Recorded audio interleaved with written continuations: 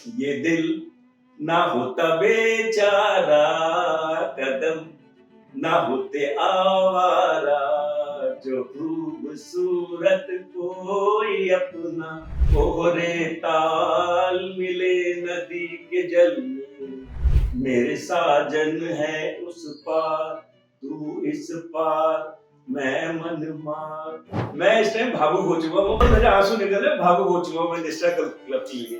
तुमसे अच्छा कौन है, लो जिगर लो जान लो। दोस्तों नमस्कार, मैं सीमा अग्रवाल। आप देख रहे हैं एक खास कार्यक्रम सुर संगम संग्राम, जो कि निष्ठा क्लब लेकर आया है। निष्ठा क्लब अब की बार निष्ठा क्लब ने नए नए लोगों को आने का मौका दिया और उनमें से एक प्रतियोगिता रखी, जिसमें कुछ सिंगिंग कलाकारों को उन्होंने मौका दिया। सिंगिंग कलाकारों को उन्होंने चूज किया, उसमें से मैं किसी एक सिंगर को आपके सामने ला रही हूँ, जिन्होंने अपना 37 साल का जॉब एक बैंक में की और उसके बाद उन्होंने अपना सिंगिंग पैशन नहीं छोड़ा। अब आफ्टर रिटायरमेंट यानी कि सेकेंड इनिंग में उन्होंने अपना सिंगिंग को एक धुआंधार बैटिंग कर रहे हैं। अब देखते हैं नरेश अग्रवाल जी को। जी हाँ, मैं आपको आपके सामने ला रही हूँ नरेश अग्रवाल जी को। नरेश अग्रवाल जी, आपका स्वागत है हमारे इस कार्यक्रम में। नमस्कार शिवा जी। तो सर आप बताइए, नरेश जी आप ये बताइए कि आप आगे कैसे, मतलब अपना परिचय दीजिए कुछ इस बारे में शिवा जी, लोगों को। सबसे पहले तो मैं निष्ठा क्लब के संचालक संदीप जी और डॉक्टर गणेश दास जी का बहुत बहुत आभारी हूँ और उनका धन्यवाद करता हूँ कि उन्होंने मुझे एक प्लेटफॉर्म दिया और आगे बढ़ने का मौका दिया। मेरा जन्म मेरा जन्म एक छोटी सी जगह, यूपी की छोटी सी जगह कासगंज में हुआ। एक टाइम बड़ा ऐसा था कि वहां पे लाइट भी नहीं थी। मेरे फादर जो है लैंप की लाइट में पढ़ा करते थे वहां पर। आज की डेट में तो है वो बहुत डेवलप हो गया। मेरे फादर की जॉब ट्रांसफरेबल थी और वो जब उनका ट्रांसफर दिल्ली में हो गया तो वो पूरी फैमिली को लेके दिल्ली शिफ्ट हो गए। उस टाइम पे बहुत छोटा था और मुझे ध्यान है कि मेरी स्कूलिंग, जहां मेरा एडमिशन हुआ वो सेकंड क्लास में उन्होंने दिल्ली के स्कूल में करवाया। और उसके बाद मेरी सारी एजुकेशन, स्कूल की, कॉलेज की, सारी एजुकेशन दिल्ली में ही हुई। दिल्ली के प्रेस्टिजियस कॉलेज किरोड़ीमल कॉलेज से मैंने अपनी साइंस की स्ट्रीम में ग्रेजुएशन करी और ग्रेजुएशन करने के बाद मैं अपनी जॉब देखने के लिए मतलब मैंने स्टार्ट कर दिया। तो आप किस जॉब में गए, आप अपना कुछ प्रोफाइल के बारे में बताइए। हाँ बिल्कुल, जो है आफ्टर ग्रेजुएशन मैंने बैंक के एंट्रेंस एग्जाम्स दिए क्योंकि जॉब तो कहीं करनी ही थी। तो मेरे फर्स्ट अटेम्प्ट में ही मेरा सिलेक्शन बैंक के कम्पिटिटिव एग्जाम देने पर बैंक के अंदर हो गया और मैंने वही बैंक जो है जो मेरे को अलॉट किया गया वो मैंने उस टाइम ज्वाइन किया। दर्शकों को कुछ आपने कुछ हॉबीज रही होंगी आपकी, तो दर्शकों को बताइए कि आपकी आगे क्या कब कब क्या क्या हॉबीज रही। हॉबीज में तो ऐसा है कि मैं बचपन में ड्राइंग करता था क्योंकि ड्राइंग एज ए सब्जेक्ट मेरे पास था। जो है मैं कैनवास पे पेंटिंग करता था, काफी पेंटिंग करी। वो आज की डेट में भी वो पेंटिंग मेरे घर में लगी हुई है। आज की डेट में मैं योगा करता हूँ, योगा भी मेरी हॉबी है। बचपन में मैं क्रिकेट भी खेलता था, बैडमिंटन वगैरह, काफी शौक था प्लेइंग का। मेन शौक जो है मेरा बचपन से सिंगिंग में था, जो मैंने अभी तक छोड़ा नहीं है। तो आप दर्शकों को बताइए कि सिंगिंग आपने कब से स्टार्ट करी और आपको मोटिवेशन कैसे मिला। सिंगिंग का मोटिवेशन तो मेरे को बचपन में, जो मैंने बताया कि बचपन से मेरे को शौक था। जो है तो मेरी सिस्टर म्यूजिक, उनके पास सब्जेक्ट था तो हारमोनियम पे वो अपना प्रैक्टिस करा करती थी। वो हारमोनियम मेरे घर में अभी तक है, 50-60 साल पुराना हारमोनियम, जिसपे मैं अभी तक प्रैक्टिस करता हूँ। तो तो धीरे धीरे वो शौक जो है वो सिंगिंग का मेरा बचपन से स्टार्ट हो गया। और मुझे ध्यान है कि जब मैं 6 या 7 क्लास में था तो हमारा स्कूल जो है, मेरी क्लास जो है पिकनिक पर एक पार्क में गई थी, पार्क में लेके थे मतलब। तो वहाँ मेरी टीचर ने, जब एक प्रोग्राम चल रहा था, तो मेरी टीचर ने कहा कि आप जो है गाना गाइए। तो इसी बात पर आप मुकेश जी का वही गाना दर्शकों को सुनाइए। मैंने मुकेश जी का गाना गाया था वहाँ पर जो है, ओहरे ताल मिले नदी के जल में, नदी मिले सागर में, सागर मिले कौन से जल में, कोई जाने ना। ओहरे ताल मिले नदी के जल में। स्कूलिंग के बाद जब मैं कॉलेज में गया तो कॉलेज में भी हमारा जो है म्यूजिक क्लब था, तो मैंने वो ज्वाइन किया और मेरी सिंगिंग को देखकर उन्होंने मेरे को उस क्लब का प्रेसिडेंट बना दिया। और मुझे ध्यान है कि मैंने जो फर्स्ट हमारे प्रोग्राम्स होते थे कॉलेज में, और जो मैंने फर्स्ट अपना सॉन्ग जो है सबके सामने स्टेज पे गाया वो एस.डी. बर्मन साहब का था। वाह क्या बात है। फिर तो आप एसडी बर्मन साहब का भी गाना दर्शकों को सुनाइए। एस.डी. बर्मन साहब का वो फेमस गाना जो मैंने फर्स्ट टाइम वहाँ स्टेज पे गाया, ओरे माझी, ओरे माझी, ओ मेरे माझी, मेरे साजन है उस पार, तू इस पार, मैं मन मार, ओ मेरे माझी अब की बार, ले चल पार, ले चल पार, मेरे साजन है उस पार। और कॉलेज में, डिफरेंट कॉलेज में फेस्टिवल्स होते थे, तो मैं सभी कॉलेज में पार्टिसिपेट करने के लिए जाता था। और मैंने कई प्राइजेस अपने कॉलेज के उस कंपटीशन में जीते हुए हैं, जिनके सर्टिफिकेट्स मेरे पास अभी तक है। कॉलेज के बाद मैंने फिर जॉब के लिए, जॉब मेरी लगी बैंक में। इसी तरह से बैंक में मेरे को सभी को पता चला कि ये सिंगिंग करते हैं, सिंगिंग करते हैं। तो जब भी ब्रांच में किसी तरह का भी कोई, किसी की रिटायरमेंट पार्टी है, ज्वाइनिंग पार्टी है, तो जो भी गेट टुगेदर होती थी तो मेरे से कहा जाता था कि आप जो है अपना ही गाना जो है पेश कीजिए। तो मुझे ध्यान है कि जो फर्स्ट सॉन्ग मैंने सबके सामने गाया वो किशोर दा का था, डांस के ऊपर। इसी बात पे आप किशोर दा का एक सॉन्ग दर्शकों को सुनाइए। हाँ बिल्कुल सीमा जी, ये दिल ना होता बेचारा, कदम ना होते आवारा, जो खूबसूरत कोई अपना हम सफर होता, हो ये दिल ना होता बेचारा, कदम ना होते आवारा, जो खूबसूरत कोई अपना हम सफर होता, हो ये दिल। Very nice. अब आप कुछ, जैसा कि आपने अभी कॉलेज की बात करी, तो मैं चाहती हूँ कि आप कुछ कॉलेज के बारे में कुछ चटपटी बातें हो जाए। कॉलेज की चटपटी तो सबके साथ में रहती है। कोई किसी लड़की के पीछे भाग रहा है, किसी के तो ज्यादा तो ऐसा वो नहीं है एक्सपीरियंस, लेकिन हाँ थोड़ा बहुत था, लेकिन वो फिर छूट गया है किसी लड़की ने घास नहीं डाली उस टाइम। अच्छा, फिर आप ये बताइए कि आपको फैमिली ने किस तरह सपोर्ट किया। फैमिली ने तो मेरे को बहुत सपोर्ट किया, क्योंकि मेरा मेरा पैशन सिंगिंग का बन चुका था। और आफ्टर रिटायरमेंट भी जो है मैंने सिंगिंग को छोड़ा नहीं। सबसे ज्यादा सहयोग मेरी पत्नी सीमा अग्रवाल, उसने मेरे को दिया। वो डिफरेंट प्लेटफॉर्म ढूंढ के लेकर आती थी कि आप सर्च करती थी कि आप इन प्लेटफॉर्म पे गाने की जाएंगे, तो मैं इन प्लेटफॉर्म पे गाने गाता था। और इसी उसमें सबसे पहले मेरे को जो मुलाकात हुई वो सुरों की दस्तक में ओनू दा और डॉक्टर गणेश दा से हुई।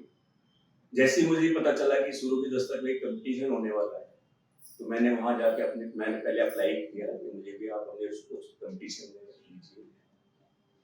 वहाँ मेरे से 2 गाने मतलब सिंग करवाए गए उस कंपटीशन में। तो एक गाने की मैं अब 2 पंक्तियाँ आपको गा के सुनाता हूँ।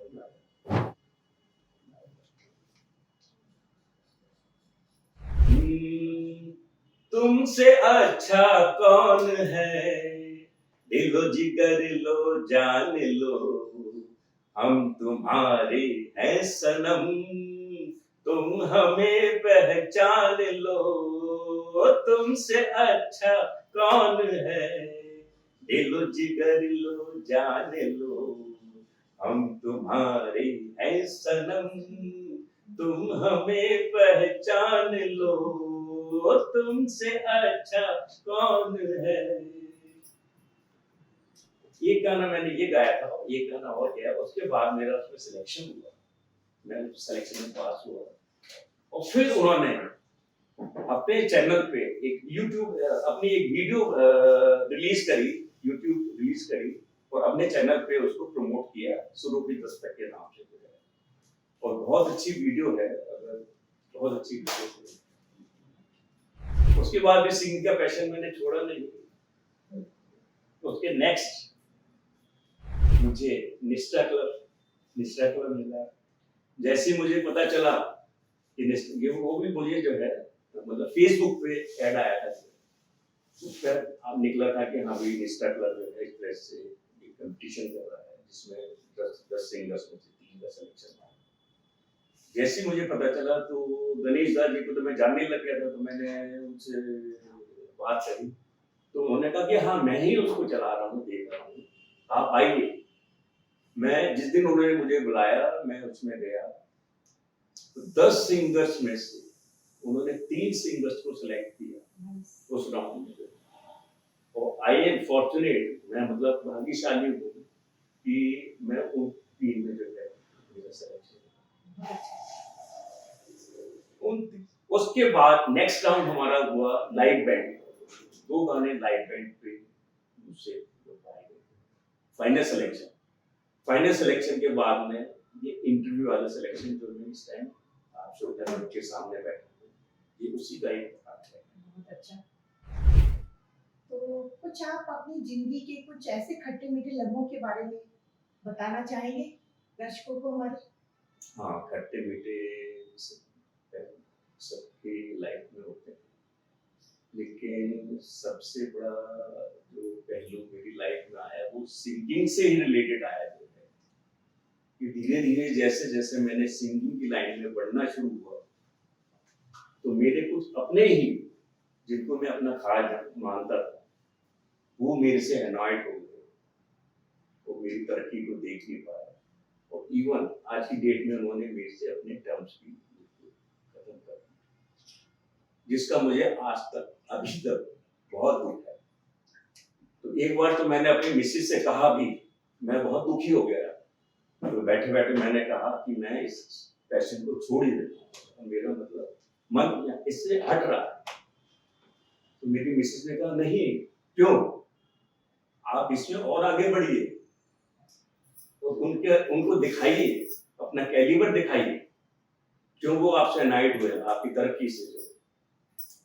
मैंने अपनी मिसेज की बात को माना और धीरे धीरे इस लाइन में और आगे बढ़ रहा हूँ, डिफरेंट प्लेटफॉर्म पे जाता हूँ, इतना अच्छा रेस्पॉन्स मिलता है। जाकर मैं ड्यूएट अपनी वाइफ के साथ ही गाता हूँ, सीमा जी के साथ में गाता हूँ, इतना लाइक करते हैं लोग, मैं बता नहीं सकता है। मतलब जो लोग मुझे जानते नहीं वो हमारी सिंगिंग को इतना अप्रिशिएट करते हैं, मतलब वो चीज मैं बयान नहीं कर सकता। जैसा कि आपने कहा आपकी पत्नी ने आपको हमेशा बहुत सपोर्ट किया, जब वो रूठ जाती है तो आप उनको साथ कैसे मनाते हैं? कभी तो रूठती ही होंगी, ऐसा तो हो नहीं सकता। घर घर की कहानी है कि हस्बैंड वाइफ की नोक-झोंक तो होती ही रहती है, और ज्यादातर घरों में पत्नियां ही रूठती है, वो जेंट्स को तो उन्हें संभालना ही होता है। कुछ रूठने, जब वो रूठ जाती है तो उन्हें मनाना भी पड़ता है, कभी मूवी दिखाने ले गए, रेस्टोरेंट में ले गए, जो है वो घर में सिंगिंग का माहौल तो होता ही है, तो कभी कभी उनकी खूबसूरती के ऊपर गाने गा देते हैं। बहुत खूब। तो रवि जी, जिंदगी के कुछ ऐसे पल होंगे जिसमें आपको बहुत खुशी, मतलब बहुत खुशी अब तक मिलती रही है, कुछ ऐसे पल को आप बयां कीजिए। हाँ, ऐसा पल है मेरी जिंदगी में, तो अभी महसूस कर रहा हूँ मैं। और वो भी चांस की बात है कि सिंगिंग की ही वजह से वो मेरी लाइफ में आया है। मेरी पोती 1.5 साल की, मतलब 1.5 साल की अभी अगस्त में हो गई। और मैं जब भी अपने रूम को बंद करके सिंगिंग कर रहा होता हूँ, प्रैक्टिस कर रहा होता हूँ, तो वो दरवाजा खोल के मेरे कमरे में आ जाती है। मैं सिंगिंग कर रहा होता हूँ, वो दरवाजा खोल के वो डांस करने लगती है। और डांस करने के साथ साथ वो का रियाज करने लगती है, क्योंकि मैं जब भी अपनी प्रैक्टिस करता हूँ हारमोनियम वगैरह पे, तो सभी को पता है कि वो या सारे गानों से रियाज होता है, तो भी बोला जाता है, उसमें रियाज नहीं होता है, तो वो करना सीख गई है। तो वो डांस करती है और बोलना शुरू करती है, मेरा दिल अंदर से इतना खुश हो जाता है इस टाइम। मेरे आंसू निकल आए, मैं भावुक हो गया। मतलब मैं इतना खुशी से पागल हो जाता हूँ उसको देख के, उसके देख कर जो, तो वो मेरे लिए अनफॉरगेटेबल है, शायद मैं भूल नहीं पाऊंगा उसको। और मेरी कोशिश रहेगी कि उसको भी जैसे जैसे वो बड़ी हो, तो सिंगिंग की लाइन में उसको मैं परफेक्ट करूँ। बहुत सुंदर, आपने बहुत ही सुंदर बयां किया अपनी जिंदगी के ये पल। तो जाते जाते आप दर्शकों को आप ये क्या संदेश देना चाहते हैं, और निष्ठा क्लब से लोगों को कैसे जोड़ा जाए, आप कुछ बताइए। निष्ठा क्लब रिमार्केबल, ऐसा क्लब मैंने अभी तक नहीं देखा। इतने टाइम से मैं अलग अलग जगह जा रहा हूँ, सभी जगह पैसे की डिमांड होती है कि आप ऑडिशन दीजिए, कितने पैसे दीजिए।